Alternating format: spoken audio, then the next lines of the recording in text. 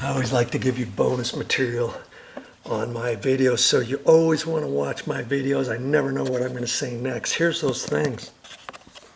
Happens to be called Comfort Zone, and it calms your cat down.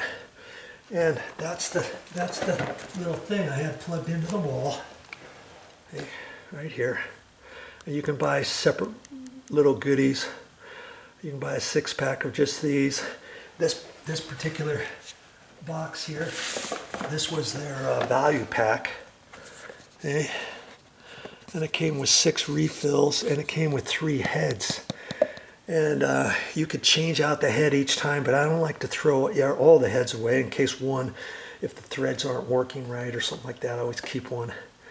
Okay, Comfort Zone, that at least keeps our cat from pissing on the carpets. You might want to remember that if your cat does it.